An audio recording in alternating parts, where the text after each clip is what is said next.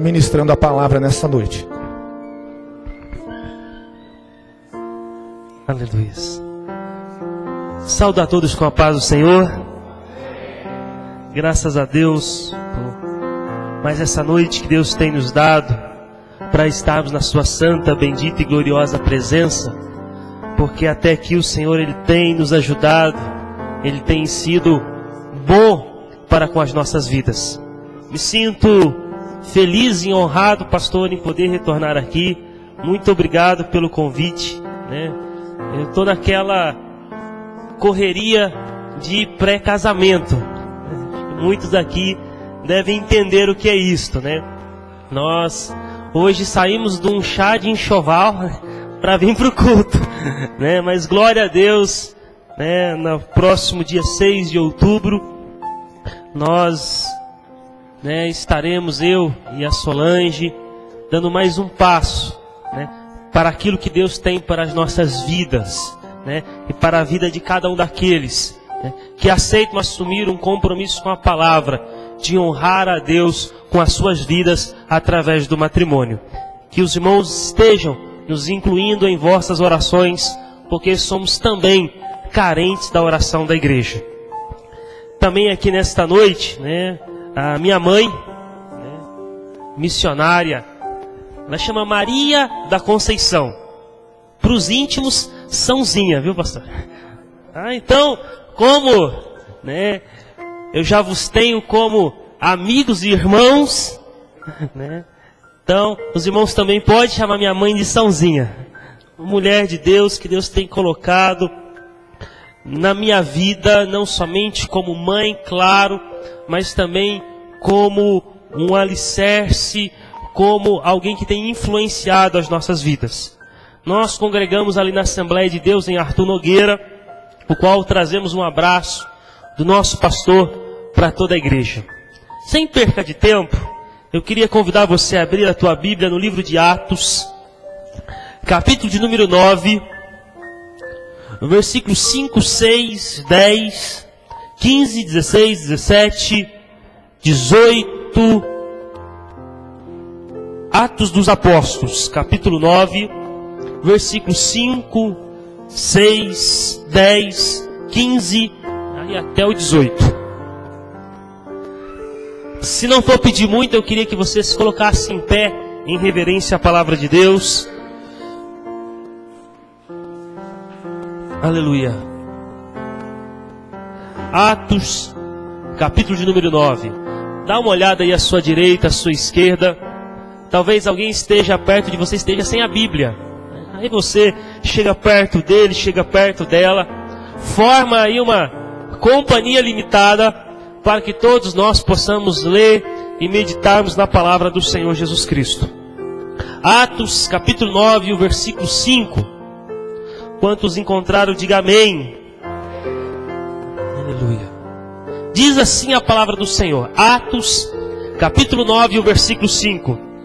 Ele perguntou: quem és tu, Senhor? E a resposta foi: eu sou Jesus, a quem tu persegues. Versículo 6. Mas levanta-te e entra na cidade, onde te dirão o que te convém fazer.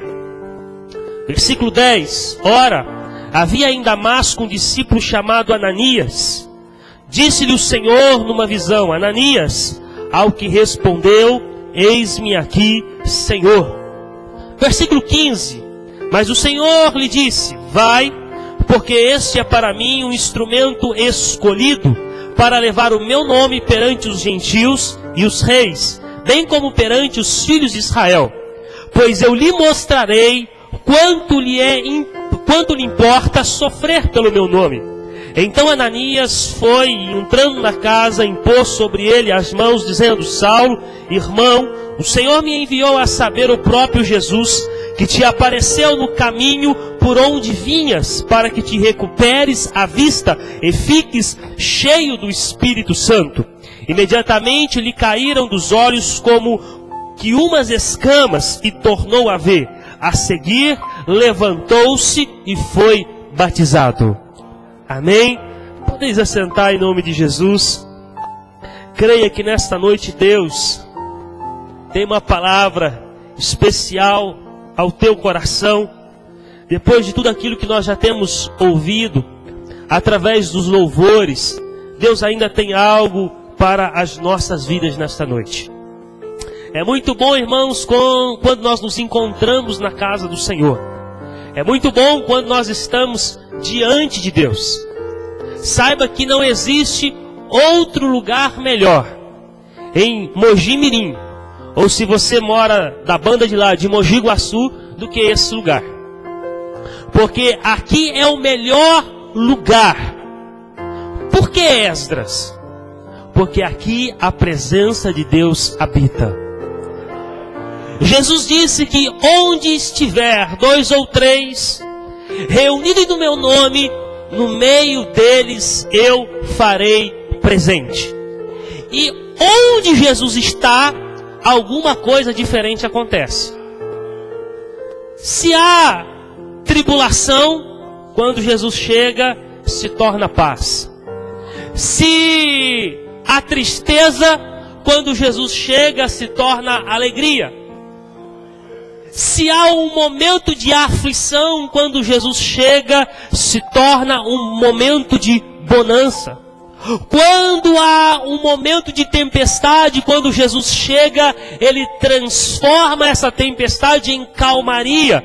Porque os discípulos lá em alto mar, Jesus se colocou de pé e disse: vento, aquieta-te, e mar, acalma-te. E aquela tempestade se acalmou. E uns olhavam para os outros dizendo: quem é este que até o vento e o mar lhe obedece?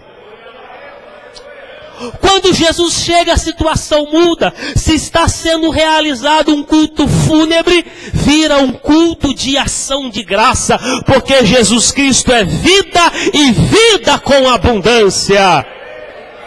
Aleluia, bendito é o nome do Senhor. Então, saiba que você está no melhor lugar. Você está com as pessoas certas e você está na hora certa. Você está no lugar certo, na hora certa e com as pessoas certas.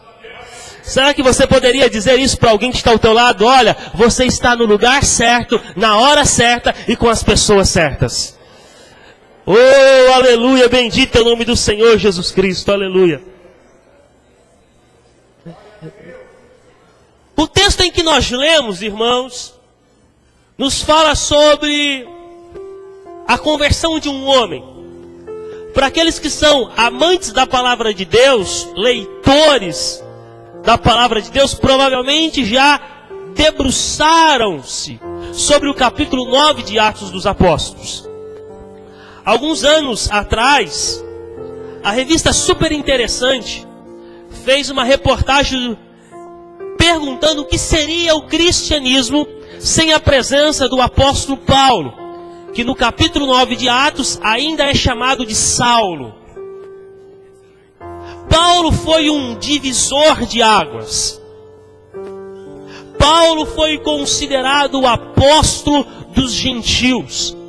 Foi quem desbravou e cumpriu a promessa que Cristo tinha dado à igreja, ou a ordenância que Cristo tinha dado à igreja, que a igreja deveria ir até aos confins da terra.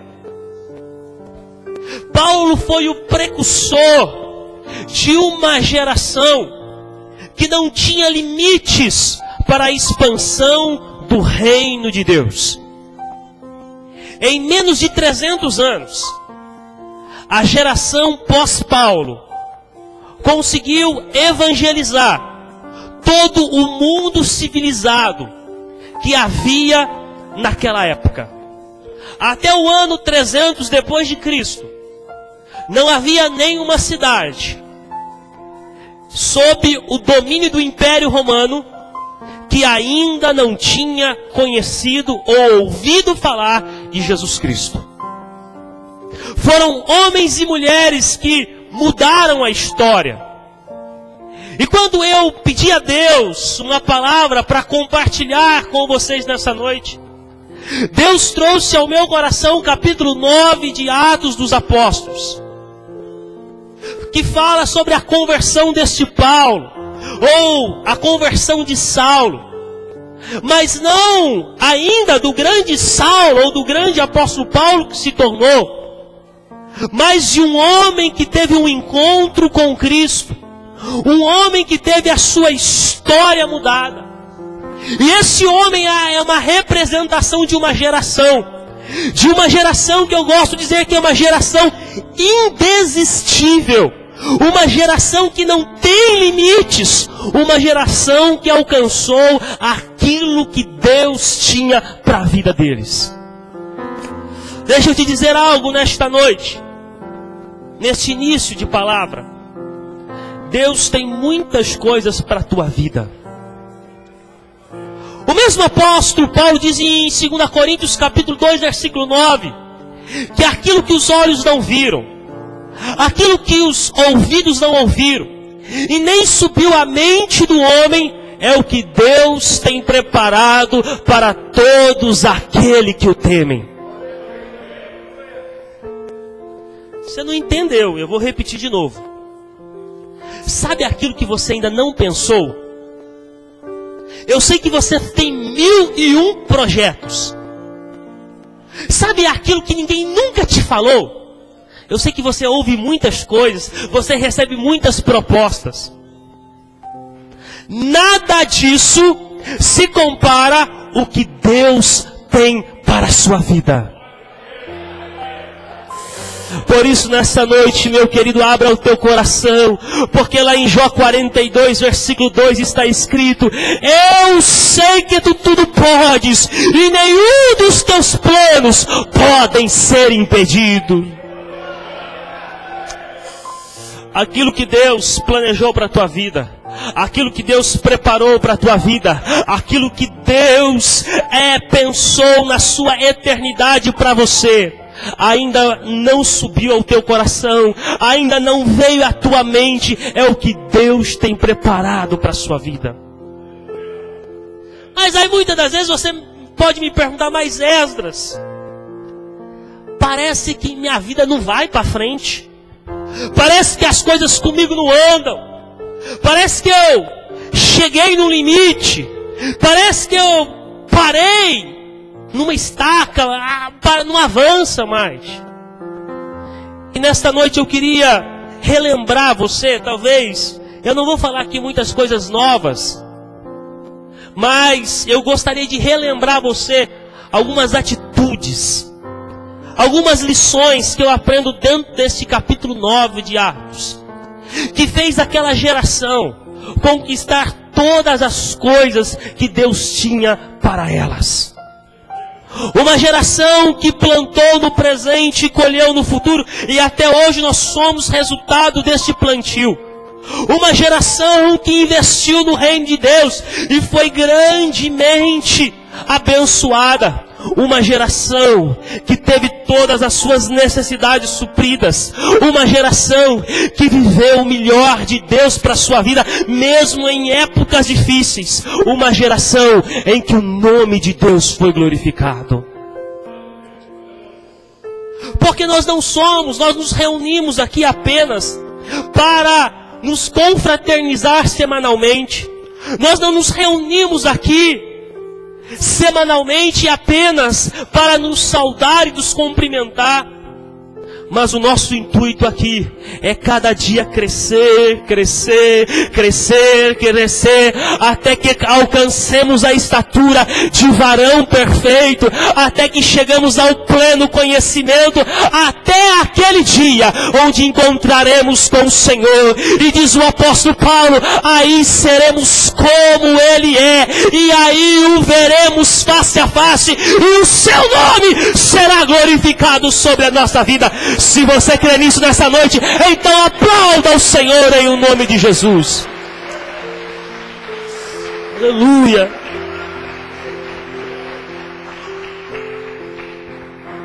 Quando eu olho para Saulo, eu vejo Saulo como uma conversão improvável.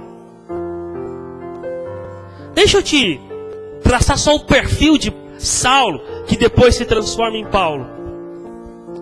Um camarada muito preparado, erudito, falava vários idiomas, um poliglota, uma das mentes mais brilhantes que havia nesta época. Um homem educado aos pés de Gamaliel. Gamaliel era o principal erudito, principal professor daquela época. Um homem rico, um líder nato, que mandava prender e soltar. Prender, mandava matar, mandava perseguir, mandava fazer atrocidades. Um homem que até consentiu na morte de Estevão. Esse era Saulo. Quem olhava para Saulo dizia: esse aí nunca se converte. Esse aí nunca vai ser crente. Esse aí nunca vai mudar de vida. Você conhece alguém assim? Mas até que um dia Saulo encontra-se com Jesus. Saulo pegou cartas. E Saulo pertencia a um grupo do judaísmo, a religião de Israel, que perseguia os cristãos. Saulo pegou cartas junto à liderança religiosa do judaísmo, junto aos governadores romanos, e partiu para Damasco para prender os cristãos, para prender aqueles que professavam a sua fé em Cristo Jesus. Ao longo desse caminho, enquanto ele ia, ele foi confrontado com uma forte luz. Saulo caiu do cavalo, ficou cego, e neste meio tempo ele tem um diálogo com o próprio Jesus. Ele é levado para Damasco e ele fica 3 dias sem ver, até que um tal de Ananias vai visitá-lo na rua direita, ora por Saulo, ele volta a enxergar, é cheio do Espírito Santo e se torna um homem escolhido e abençoado por Deus. Deixa eu abrir aqui um parêntese para te dizer algo nesta noite. Hebreus capítulo 13, versículo 8 diz que Jesus é o mesmo ontem, hoje e Ele é eternamente. O Jesus que escolheu Saulo é o Jesus que te escolheu. O Jesus que encontrou com Saulo no caminho de Damasco é o Jesus que está aqui hoje na comunidade a apacentar. O Jesus que confrontou Saulo é o Jesus que está te dizendo: eu vou mudar a tua vida, eu vou mudar a tua história, eu vou arrancar do coração esta tua tristeza, eu vou curar a tua enfermidade. E esta noite você sairá daqui dizendo: só o Senhor é Deus, só Deus é o Senhor. Levanta a tua mão e glorifica, glorifica, glorifica, glorifica, glorifica, porque este Jesus está aqui nesta noite. Aleluia. Mas algumas lições eu aprendo com Paulo, ou com Saulo, como você preferir, que nós precisamos incutir na nossa vida, que nós precisamos de agregar ao nosso dia a dia. A primeira lição que eu aprendo é que esse texto mostra que Paulo se converteu a uma pessoa. Paulo não se converteu a uma dinâmica religiosa. Paulo, pastor, não se converteu a uma religião, porque religião Paulo já tinha. Ele disse: eu sou o mais religioso que há entre vocês. Ele era tão religioso que por causa da sua religião ele matava outras pessoas. Mais ou menos o que acontece hoje lá na Síria, países do Oriente Médio. Era o Paulo da Bíblia, só que ele não era islâmico, ele era judeu. Esse era Paulo. O problema dele não era a religião, o problema dele não era uma denominação religiosa. E ele não teve um encontro religioso, mas ele teve um encontro com uma pessoa, e essa pessoa foi Jesus Cristo. Você leu na tua Bíblia, eu li na minha Bíblia, versículo 5 de Atos. Jesus disse para ele: eu sou Jesus a quem tu persegues. Não foi apresentado a Saulo uma religião, Não foi apresentado a Saulo uma ideologia. Não foi apresentado a Saulo uma filosofia. Não foi apresentado a Saulo uma teologia. Mas foi apresentado a Saulo o Jesus Cristo, fiel e verdadeiro. Foi apresentado a Saulo aquele que é o leão da tribo de Judá, aquele que é o alfa e o ômega, o primeiro e o último. Foi apresentado a raiz de Jessé, foi apresentado a pedra angular da Bíblia, foi apresentado aquele que o próprio Deus disse que ele viria, esmagaria a cabeça da serpente.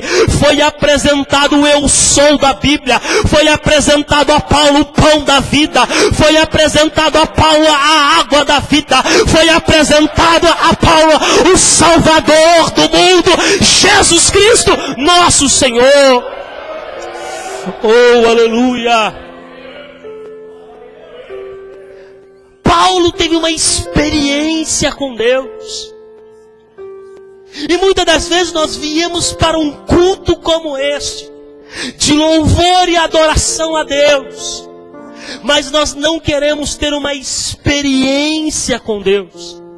É interessante que esta revelação, Saulo ou Paulo levou pela vida toda.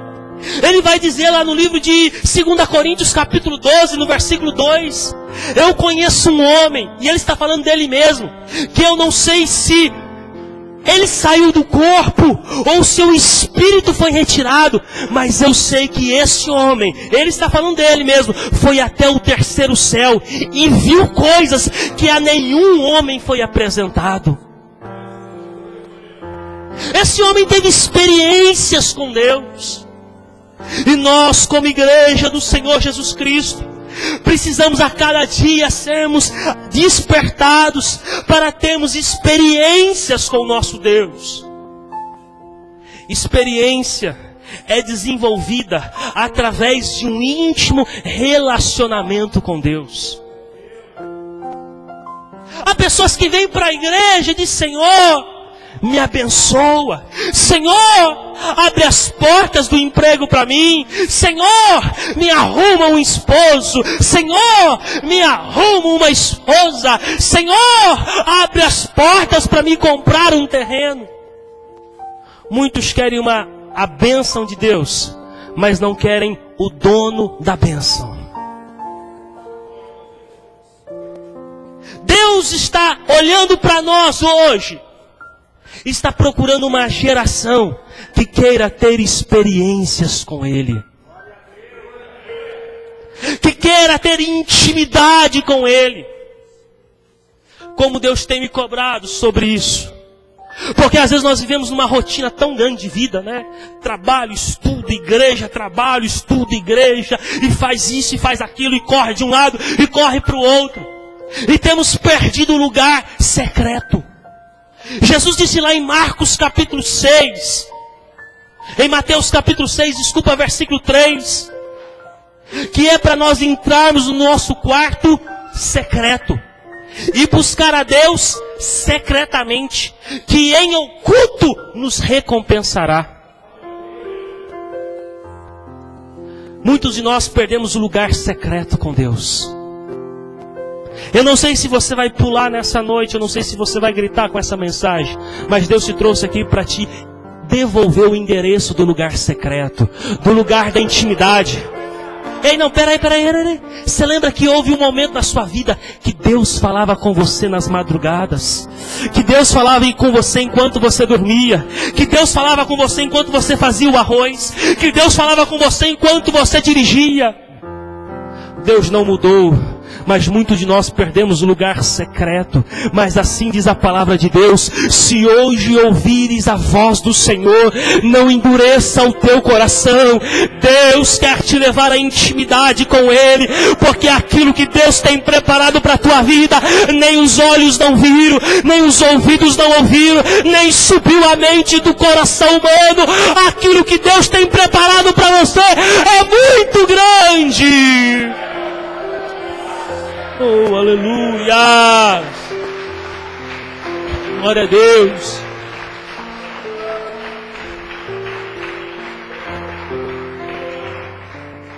E faz me lembrar muito de Moisés.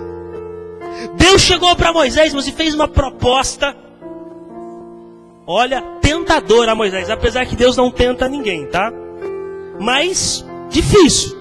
Deus disse para Moisés: olha, Moisés, eu vou te dar fama, eu vou te dar poder, vou te dar dinheiro.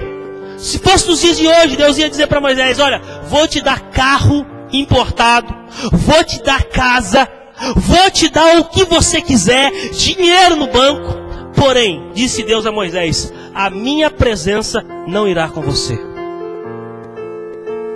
Você sabe que muitos de nós aceitaria? Como é que é, Senhor? Cheque ouro? É? Você é amigo do gerente do banco? Opa! Vou ter um emprego dos sonhos? Tudo bem, Senhor. Mas Moisés fez diferente. Moisés disse: Senhor, apesar de todas as propostas, não me faça subir daqui sem a tua presença. É a presença do Senhor que te sustenta. É a presença do Senhor que te renova. É a presença do Senhor que te encaminha. É a presença do Senhor que não faz você perder a cabeça naqueles momentos de aflições. É a presença do Senhor que te toma pela tua mão direita e te diz: não temas, porque eu estou contigo. Não te assombres, porque eu sou o teu Deus. É a presença do Senhor que nos levanta quando nos prostramos. É a presença do Senhor que enxuga a nossa lágrima. É a presença do Senhor que conforta o nosso coração em meio às tribulações da vida. É a presença do Senhor que nos faz cantar o hino da vitória em meio às dificuldades. É a presença do Senhor que nos leva para as promessas que Ele tem para a nossa vida. Não nos faça sair daqui sem a tua presença. Eu sinto a glória de Deus nesta noite sobre a nossa vida. É a presença, é a presença, é a presença do Senhor. Aleluia, aleluia. Mas deixa eu caminhar mais dentro do texto. Segunda verdade que esse texto me mostra, no mesmo versículo 5, é que Paulo recebeu uma revelação. Ele chegou e disse assim: quem és tu, Senhor? Está aí, você leu na sua Bíblia. Quem és tu, Senhor?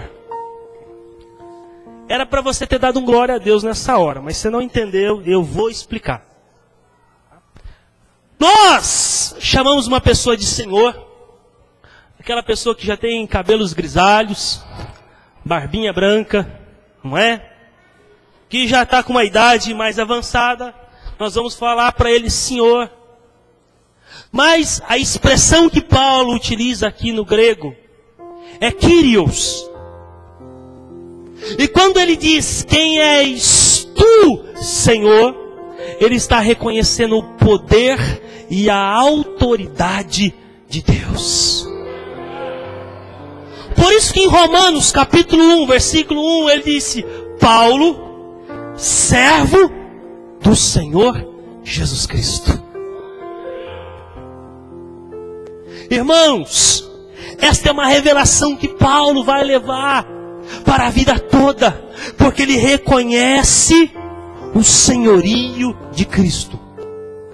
Agora, deixa eu só te dizer uma coisa: só reconhece o senhorio de Cristo quem é servo.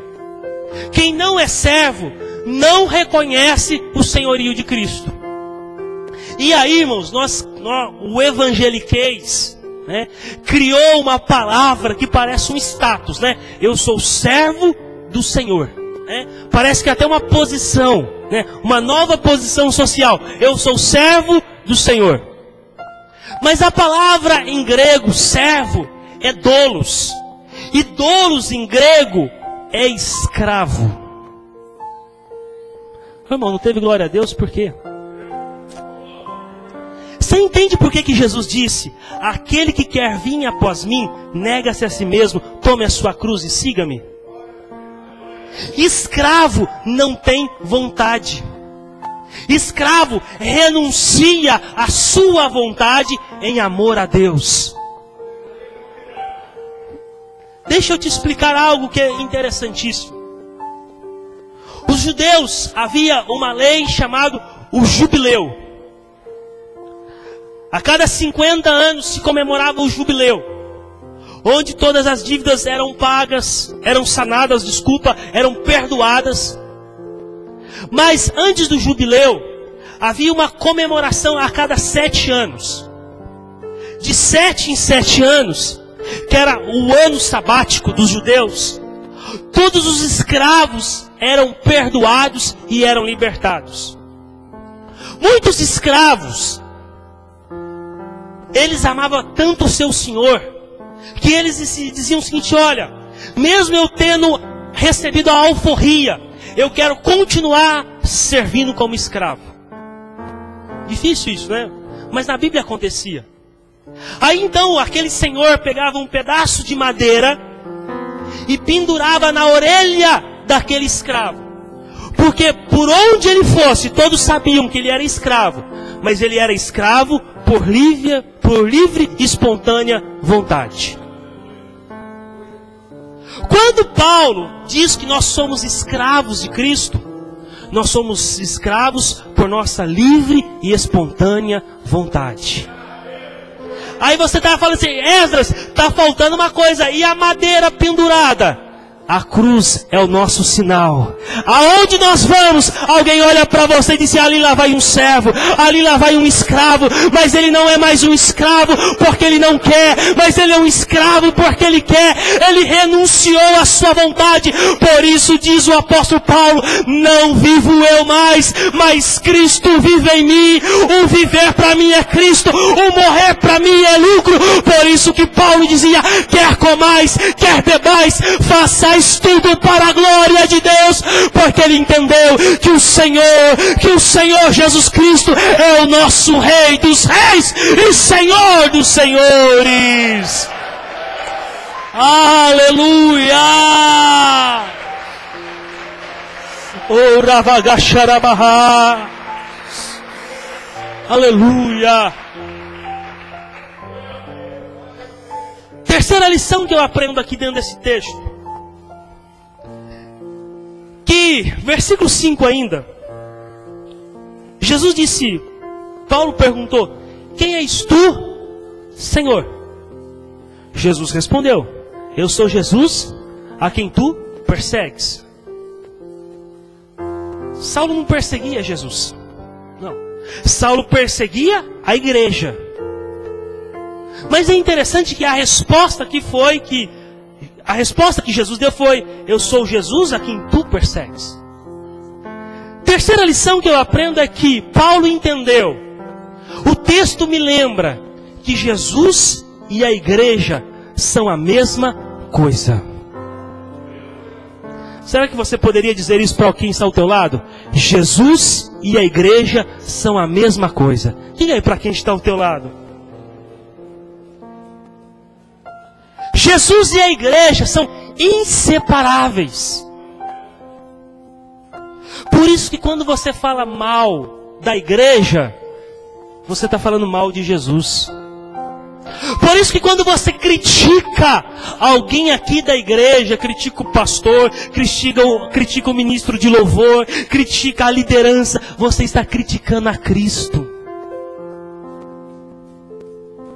Por isso que quando você honra a igreja, você honra a Jesus. Por isso que quando você serve a igreja, você serve a Jesus.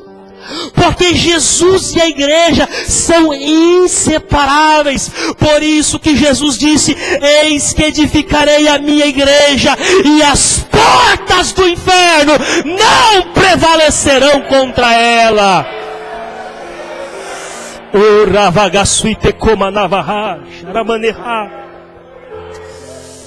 Deixa eu te explicar para que você entenda. Eu não sei se você já teve irmão mais velho, mas ai daquele, quando nós temos um irmão mais velho, eu não tive, mas eu convivi com quem tinha. Eu me lembro que na minha infância, eu tinha um amigo chamado João Paulo. Pensa num garotinho encrenqueiro, era o João Paulo. Mas sabe por que ele era encrenqueiro? Porque ele tinha mais 2 irmãos mais velhos do que ele, o Vinícius e o Leandro. Quando a coisa apertava, ele dizia: Esdras, corre, vamos chamar o Vinícius e o Leandro. E chegava 2 brutamontes, irmãos. A gente reinava no bairro, acabou. Quando o Vinícius e o Leandro estavam no time, a gente tinha lugar garantido no time, eu e João Paulo. Irmãos, da mesma forma é a nossa vida com Jesus.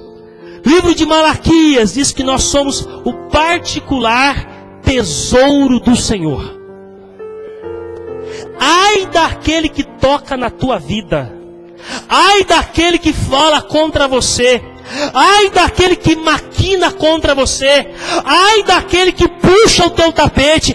Ai de você se falar de alguém que é escolhido do Senhor Jesus Cristo. Porque diz a palavra do Senhor: não toca nos meus profetas e nem deles fale mal, porque a qualquer momento pode chegar o teu final. Cuidado com o que você tem tocado. Cuidado daquilo que você tem falado da igreja. Essa cor de piso eu não concordo. Eu não aceito. Eu não vou mais na igreja. Cuidado os caminhos que você tem tomado. Deus tem muito mais para a tua vida. Mas para aquilo que Deus tem para nós, nós temos que entender que Jesus e a igreja são inseparáveis. Deixa eu aproveitar aqui um pouco dentro desse tema, irmãos. Porque muitas das vezes, pastor, o tempo vai passando e nós nos achamos autossuficientes, né? Achamos que somos melhor do que os outros. Achamos que somos melhor do que fulano ou do que ciclano. Eu sei que esse não é o problema da igreja aqui, irmãos. Eu estou falando de outras igrejas, tá? Não é o problema aqui. Porque às vezes nós pensamos, irmãos, que não precisamos nem mais de saudar o nosso irmão que senta ao nosso lado, que congrega conosco, que nós conhecemos.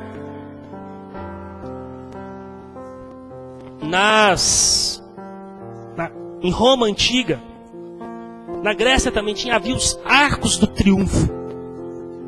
E quando um general ganhava uma batalha, um general romano, ele tinha que passar debaixo daquele arco do triunfo, que ele seria saudado pelo imperador, por César Augusto. César Augusto, temendo que aquele general se vangloriasse, contratava um escravo para ficar na biga, aquela charretinha, atrás do general. E quando o general passava no arco do triunfo, que toda a nação romana se colocava em pé e aplaudia o general, aquele escravo tinha que gritar nos ouvidos do general: memento mortalis estis, lembra-te que és mortal. Enquanto os aplausos vinham, atrás alguém cantava nos seus ouvidos: lembra-te que és mortal. A Bíblia diz em Jeremias: não se glorie o homem na sua força, não se glorie o homem na sua sabedoria, não se glorie o homem na sua riqueza, mas se vamos gloriar é nas misericórdias e bondades do Senhor. Cuidado com aquilo que você fala. Cuidado com aquilo que você toca. Cuidado da maneira que você trata as coisas de Deus.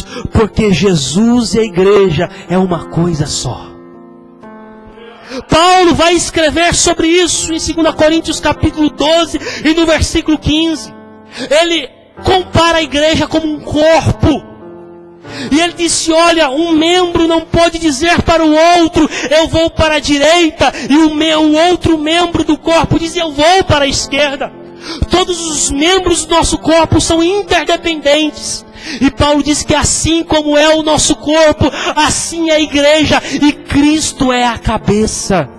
Deixa eu te dizer uma coisa aqui nesta noite. Eu não sei o que você faz aqui na igreja. Eu não sei qual é a tua posição aqui dentro da igreja. Eu não sei o que você faz no reino de Deus. Mas toda a honra, toda a glória é para o nome dEle. Todo o louvor, tudo aquilo que fazemos é para o engrandecimento do nome do Senhor. A maior estrela aqui é Jesus Cristo. A única estrela aqui que brilha aqui é Jesus Cristo. Nós apenas temos que dizer: eis-me aqui, Senhor, e envia-me a mim. Aleluia, aleluia, aleluia, aleluia, aleluia. Bendito e exaltado é o nome do Senhor. Quarta lição que eu aprendo dentro desse texto. Nós lemos o versículo 6 e 10. Deus disse para Ananias ir até Saulo. Saulo teve um encontro com Jesus, ficou cego e foi parar numa casa. E agora um tal de Ananias foi encontrar com Saulo. E a quarta lição que eu aprendo dentro desse texto é que aquele Saulo recebeu uma nova proposta de vida. Preste atenção. Saulo era quem mandava e desmandava. Saulo era um homem conhecido. Saulo era um homem que tinha várias pessoas que desempenhava tarefas ao seu favor. Saulo era um líder. E agora ele tem que esperar um tal de Ananias. Quem era Ananias? Um semi-analfabeto. Um Zé ninguém, mas cheio do Espírito Santo. Essa é uma nova proposta de vida, não é? Deus mudou a vida de Saulo. E isso vai se repetir por outras vezes. E eu aprendo, irmãos, que nós temos que ter homens de Deus sobre as nossas vidas. Homens e mulheres de Deus que ministram sobre as nossas vidas. Paulo agora esperava um Ananias, que não tinha o mesmo renome do que ele, que não tinha a mesma fama do que ele, mas alguém que era um enviado de Deus. Deixa eu te dizer algo nesta noite. Às vezes nós estamos esperando um grande movimento de Deus para que mude a nossa vida. Às vezes você está aqui nesta noite esperando que o pastor chama você pelo teu nome e te traga você aqui na frente, e nós estamos esperando um grande movimento. Mas às vezes Deus vai levantar um Ananias do seu lado para abençoar a tua vida. E você olha e diz: mas ele, justo ele. Romanos capítulo 9, versículo 16, que não depende de quem quer e nem de quem corre, mas de quem Deus usa por misericórdia.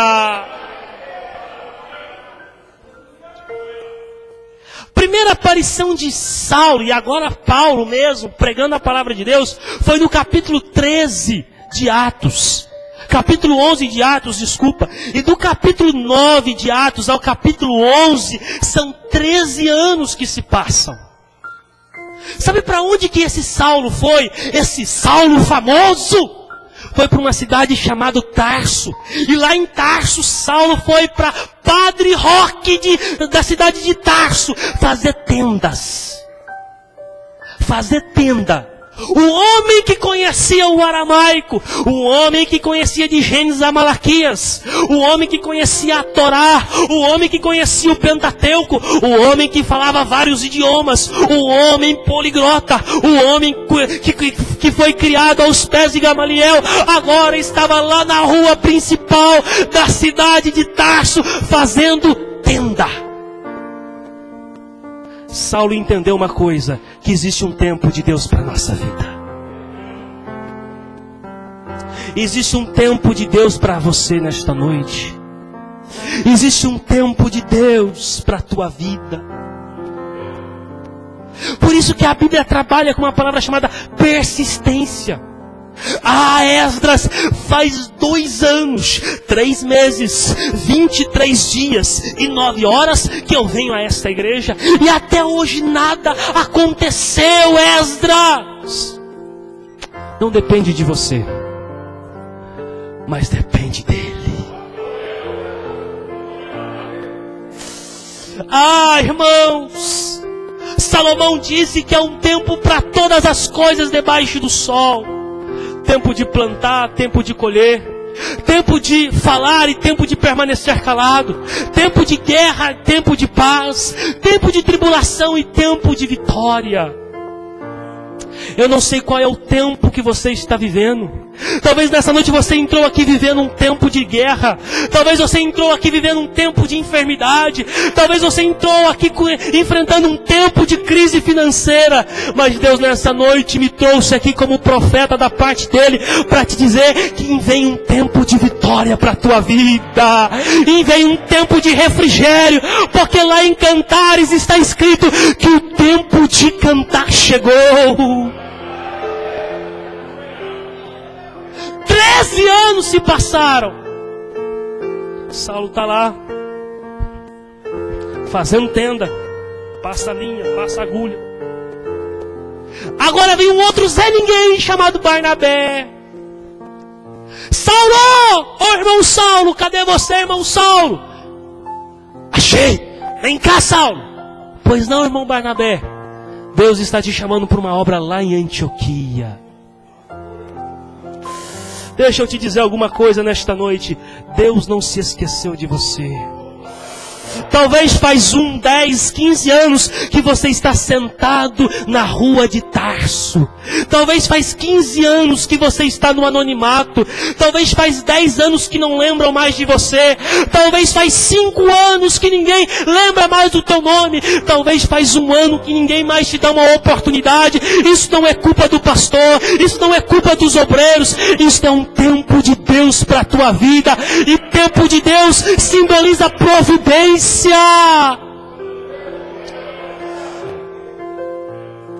Paulo vai para a cidade de Antioquia.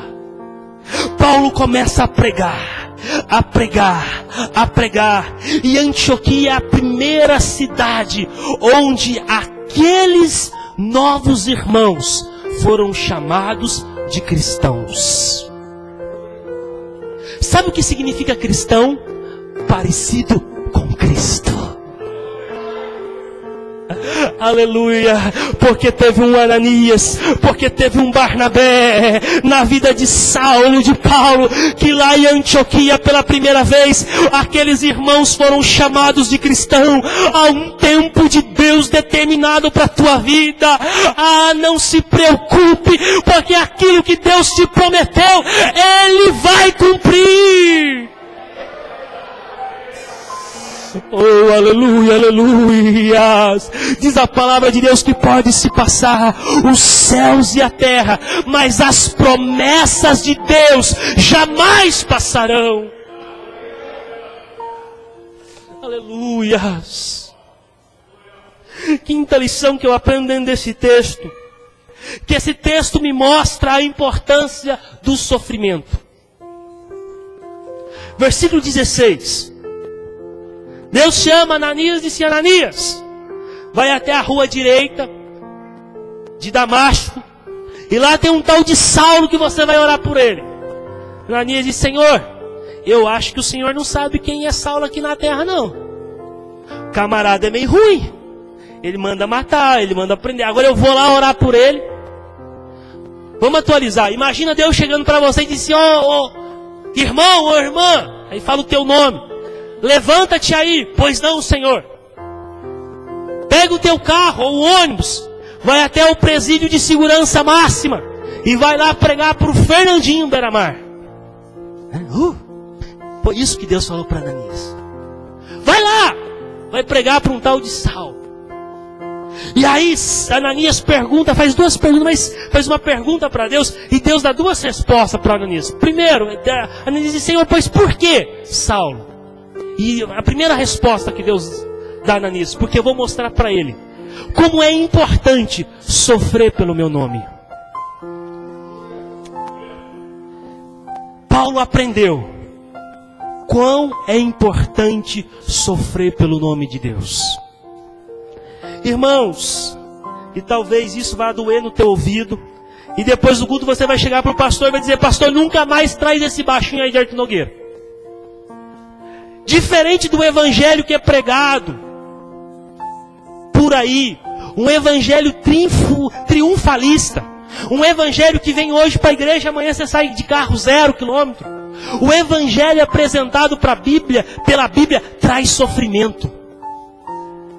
Na Bíblia diz que no mundo tereis aflições. Eu sou crente, eu não aceito, eu determino que não vai vir doença na minha vida, eu determino que o mal não chegará à minha casa. Você pode determinar o quanto você quiser, mas a vida, ela segue o seu curso. E há momentos que você enfrentará a enfermidades, há momentos em que você enfrentará a tristeza, há momentos que você será desapontado por alguém, há momentos que as pessoas vão te frustrar, há momentos que você vai desanimar, há momentos que vai te faltar força para prosseguir. Mas lá no livro de Abacuque, no capítulo 3, no versículo 15 e 16, Abacuque diz assim: ainda que a figueira não floresça, ainda que o produto da oliveira minta, ainda que não haja ovelhas e vacas no curral, todavia eu me alegrarei no Senhor e exultarei no Deus da minha salvação.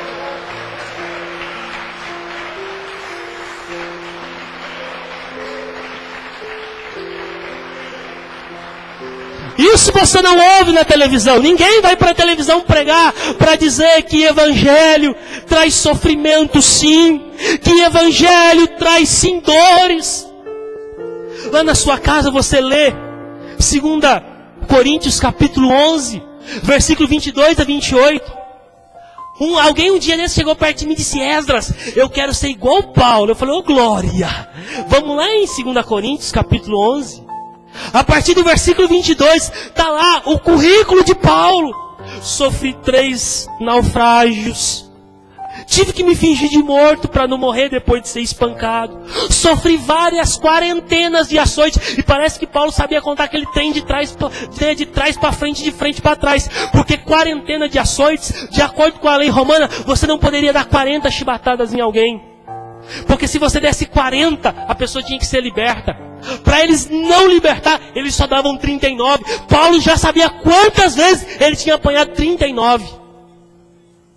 Paulo dizia: olha, já fiquei doente, já tive que ser descido no cesto, já tive que fugir, já sofri enfermidades. Mas em todas essas coisas, eu sou mais do que vencedor. Você entende agora capítulo 8 de Romanos? Quando Paulo disse: o que vai me separar do amor de Cristo? Será que vai ser a tribulação? Será que vai ser a profundeza? Será que vai ser a altura? Será que vai ser a perseguição? Nada poderá me separar do amor de Deus que está em Cristo Jesus.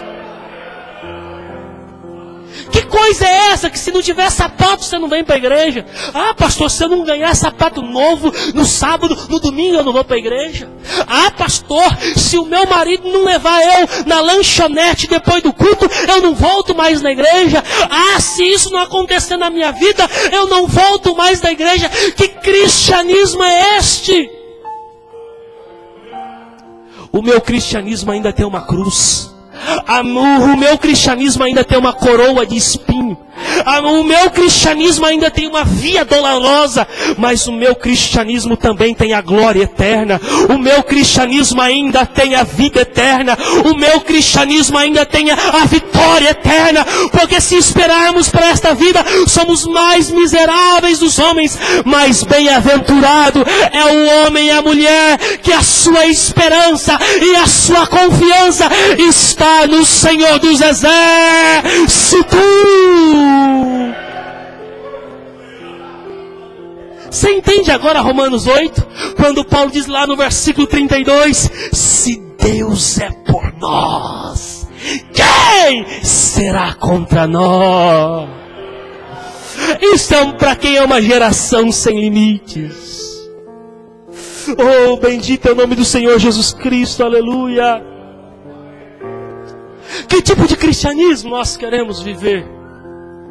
Que tipo de vida nós queremos ter com Cristo?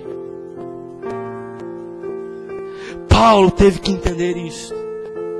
A segunda resposta, e aqui agora eu termino. Disse Deus para Ananias: Ananias, Paulo para mim é um instrumento escolhido. Em algumas traduções vai dizer ele é um vaso escolhido. Deus nessa noite me trouxe aqui para te dizer uma coisa. Você é um instrumento nas mãos de Deus.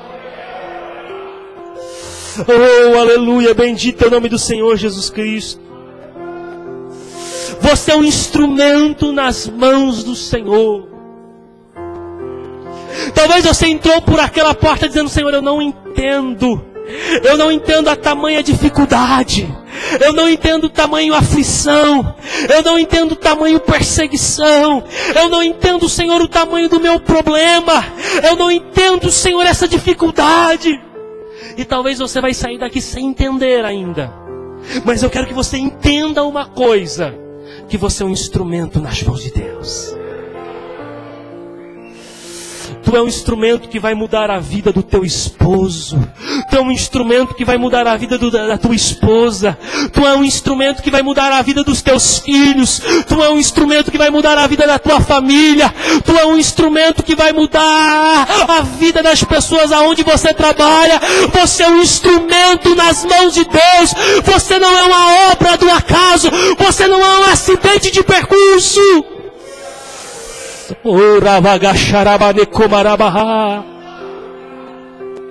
Você é um instrumento de Deus. Lá na empresa, lá na faculdade, lá na escola, você é um instrumento de Deus. Se coloca de pé em nome de Jesus.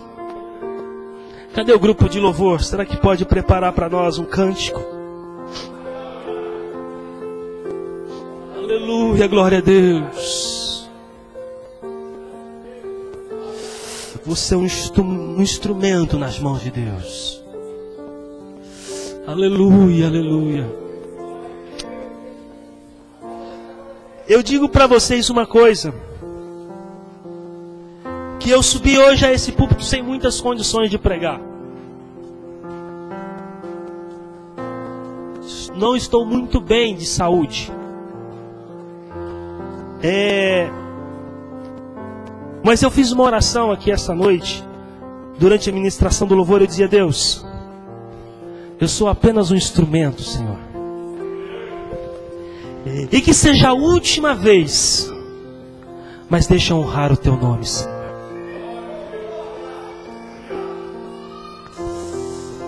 Eu não sei o que vai ser da sua vida daqui 10 anos.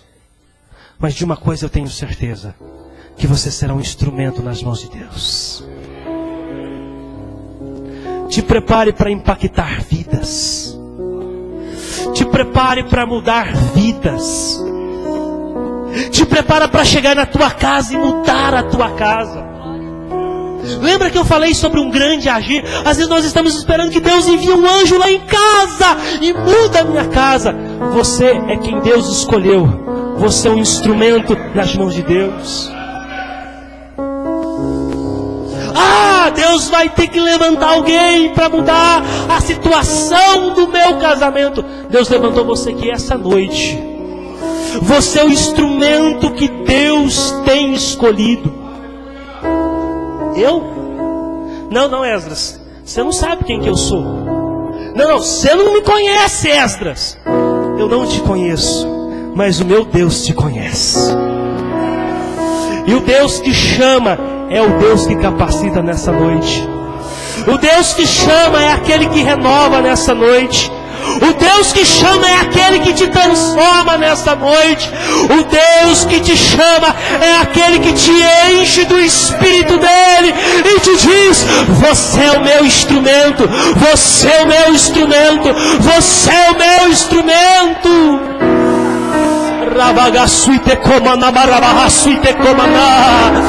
Oh, aleluia!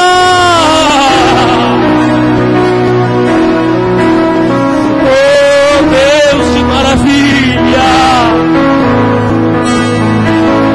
Atos capítulo 16. Paulo e Silas estão presos na cidade de Filipos. Depois de ter apanhados, a Bíblia diz que eles estavam agora algemados, presos, não te viam nada. Se fosse eu e você ia reclamar e dizer: ai, tá vendo? Ó, eu fui fazer a campanha, olha, eu fui vir na igreja, olha o que aconteceu comigo. Paulo e Silas sabiam que eles eram instrumentos de Deus. Paulo, digo eu, não a Bíblia, minha mente é muito fértil. Paulo olha para Silas: Silas, como é que está a tua mão? Amarrada, Paulo. E os teus pés? Não amarrados. E tuas costas? Como dói. Foi assim que você entrou aqui essa noite, não foi? Mãos estão amarradas, os pés estão amarrados, as costas estão doloridas de tantas chibatadas que a vida tem te dado. Mas Paulo disse: Silas, e a voz? Não, a voz está boa, então vamos cantar, Silas, porque somos instrumentos de Deus. E diz a Bíblia que perto da meia-noite, Paulo e Silas louvavam ao Senhor.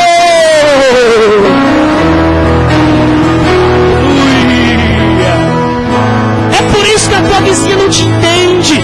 É por isso que o teu amigo da faculdade não te entende. Passando a luta que você está enfrentando, você continua firme nos caminhos de Deus. Passando a prova que você está enfrentando, você permanece fiel ao Senhor. Ei, irmãos, parece que eu estou vendo Deus. Peraí, estou escutando. Eu estou escutando alguém cantar. Lá na penitenciária de Filipos tem alguém me cantando. Quem é? É Paulo e Silas. Anjo, vai lá e dá só um pulo.